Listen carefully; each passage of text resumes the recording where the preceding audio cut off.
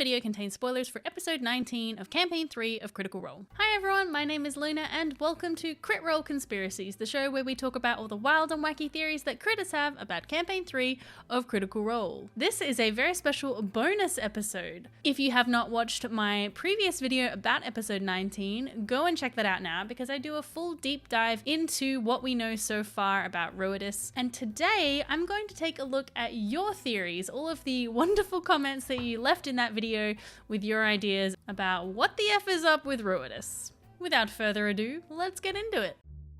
Gabe and Carl point out that we have been getting a lot of alien vibes this campaign. The description of the Nightmare King, especially like the face and the elongated limbs, felt very much like that weird like kind of bug alien that you see in lots of classic sci-fi movies. And there were also those cocoons in the Shade Mother's Den, very reminiscent of the movie Alien. In fact, Travis actually points this out at one point in an episode. Certain portions of the wall. Totally aliens. Yeah. What are the walls, man? Yeah. Finding my inspiration for this yet? No. And then we have Imogen seeing humanoids in a red storm that we now know is on the surface of the moon Ruidus. Therefore, there are humanoids on the moon? Maybe the attacks are on people who are getting too close to the truth, like a fantasy version of Men in Black. Astani also mentioned visitors from strange, far-off realms.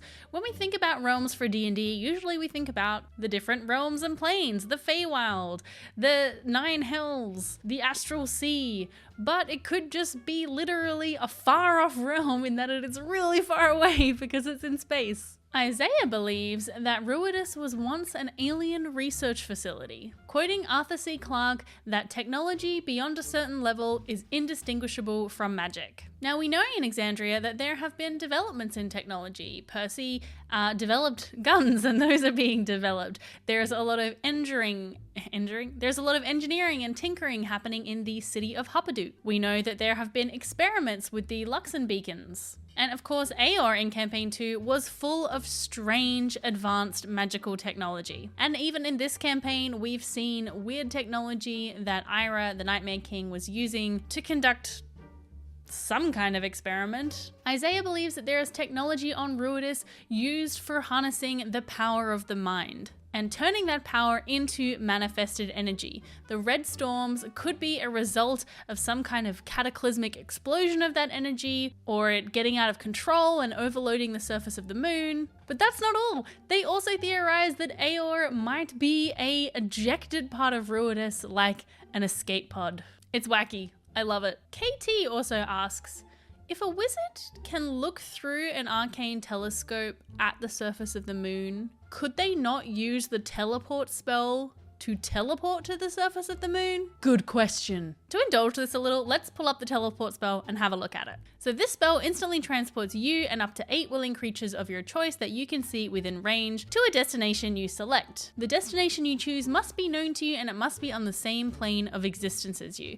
Your familiarity with the destination determines whether you arrived there successfully. Now I guess it would be a tricky job for a DM to determine exactly how familiar you would be with a location that you've only seen through a telescope. But hey, if a wizard did want to take the chance of maybe sending themselves into space just trying to get to the surface of the moon, why not? Of course, there is the issue of like breathing once you arrive on said moon, but this is also a fantasy world. We have no idea how space works in this world. Plus, there are some creatures who would be fine without air, without oxygen. And these are Aeomatons, which are basically Critical Role's answer to Warforged. They don't need to breathe. So maybe some Aeomatons could teleport there and then report back their findings. I'm sure there are other issues with being on the moon, like radiation and all that, but you know, yeah. All the Bells Hells need to do is meet up with Caleb and Essek and bam, teleportation trip to the moon.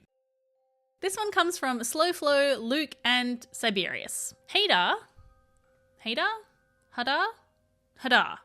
think I'm going to go with Hadar. Hadar, also known as the Dark Hunger, is from the Forgotten Realms, one of the settings of Dungeons & Dragons. And it's an elder elemental evil that takes the shape of a crimson star in the night sky. It doesn't have a fixed location, it just moves around, it appears where it wants to. Very very similar to Ruidus. Hadar is a dying elemental evil and influences and sends agents to try and stop its demise. It's from the Far Realm, which is a realm of madness. It's the realm where aberrations come from. Aberration is a particular kind of monster in the D&D world, and also is connected to the Aberrant Mind Sorcerer subclass, which our darling Imogen has. She has access to spells like Hunger of Hadar, Arms of Hadar, and Matt talked about on Four-Sided Dive recently that they wanted to use those spells, but they wanted to kind of reflavor them and reskin them for Laura's wishes for Imogen.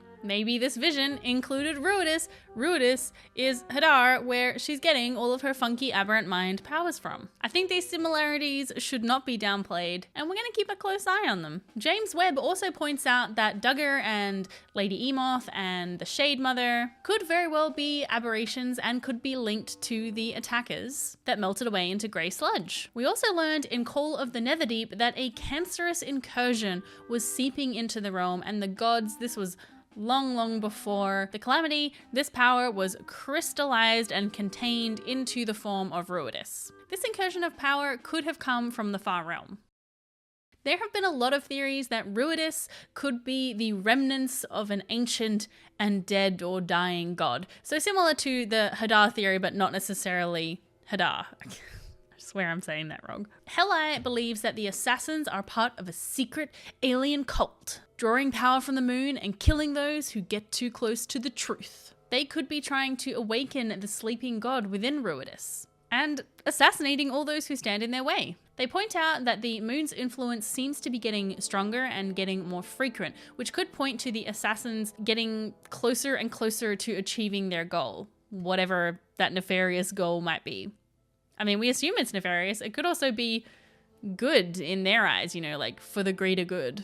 These alien worshippers could be granted powers that could help them do spells like the Simulacrum spell to make all of these expendable assassins. Keyleth, as a moon druid, could also be high on their list of threats because maybe she has uncovered some information, or perhaps just because she is so powerful and she has a lot of powerful friends that she could stop them before they were successful, so they're trying to take her out first. Nope.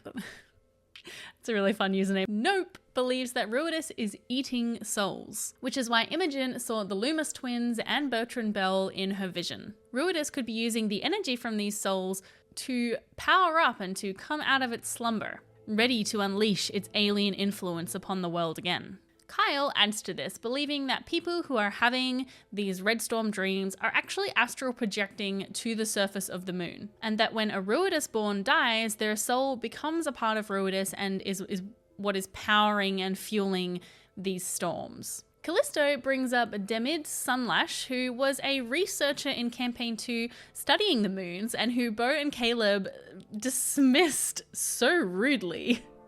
It's funny that this campaign, the characters would be all over that researcher if they met him. Sunlash spoke about the belief that Ruidus was created as a weapon by the Betrayer gods. And Callisto thinks that this weapon is being powered up with souls of Ruidusborn. That could be why the assassins stole the Loomis twins' research, because perhaps they had a list of names of people who are Ruidusborn that are now new targets for these assassins. So what would this weapon be used for? Callisto thinks it's to destroy the Divine Gate and free the Betrayer gods. Autographed Cat, who is one of the lovely mods of my Discord server. If you're not in the Discord, you should jump in. It's a really fun place to hang out. But Autographed Cat has this theory, that the gods of Exandria didn't create the planet Exandria, that they found it. Tal'Dorei Reborn states that the gods came from beyond the ether. New and formless, looking upon this rolling realm, they saw potential for great beauty, great strength, and the chance to learn their own place in creation. So Autographed Cat believes that Ruidus isn't a moon. It's a vessel. It's the vessel that the gods arrived in before the founding, and it's been hanging out in orbit ever since. Moon's haunted. Seems legit. Well, that is what I have for you. Let me know your favorite theory in the comments below, or if you have one of your own, please share. If you enjoyed this, please don't forget to like and subscribe. We are slowly getting closer and closer to 10,000 subscribers, which is astronomical.